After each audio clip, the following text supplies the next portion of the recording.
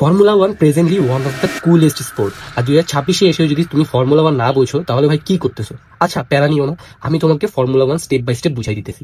This is day 4 of learning formula one. আজকে আমরা জানবো ড্রাইভার চ্যাম্পিয়নশিপ সম্পর্কে, আর ভিডিও শেষে বলবো ফর্মুলা ওয়ানের বেস্ট ড্রাইভারকে। Driver championship equal to driver versus driver battle. পুরো সিজন জুড়ে সব ড্রাইভার পয়েন্ট আর্ন করে, সিজন শেষে যার পয়েন্ট সবচেয়ে বেশি সেই ড্রাইভার হয় ওয়ার্ল্ড চ্যাম্পিয়ন। শুনতে ইজি লাগতেছে, কিন্তু রিয়েলিটি টোটালি ডিফারেন্ট। এই চ্যাম্পিয়নশিপ শুধু ড্রাইভিং স্কিলের উপর ডিপেন্ড করে না।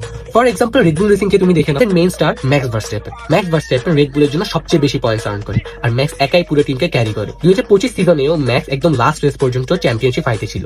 কিন্তু প্রবলেমটা কোথায়? রেড বুলের সেকেন্ড ড্রাইভাররা কনসিস্টেন্ট না। সিজন শুরুতে লিয়াম লসন ছিল, পারফরমেন্স খারাপ হওয়ায় রিপ্লেস করা হয় ইউকি টিসুনোডা দিয়ে।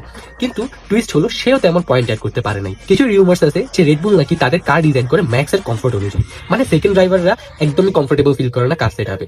তার মানে বোঝা যায় F1 চ্যাম্পিয়ন হতে গেলে শুধু স্কিল না, সাথে টিম সাপোর্ট প্লাস কার সেটআপ প্রয়োজন। সো ইয়েস, ড্রাইভার চ্যাম্পিয়নশিপ একটা সোলো ব্যাটল মনে হলেও বিহাইন্ড দ্য সিন পুরো টিম লাগে। আর নেক্সট ভিডিওতে আমি তোমাদেরকে F1 সিজনের ফুল ব্রেকডাউন দিব। তাই তুমি যদি একদম প্রো লেভেলে ফর্মুলা ওয়ান বুঝতে চাও তাহলে এখনই ফলো দাও, আর বাংলাদেশে একটা solid formula one community build করতে হেল্প কর। See you in the next one. Stay fast, stay curious.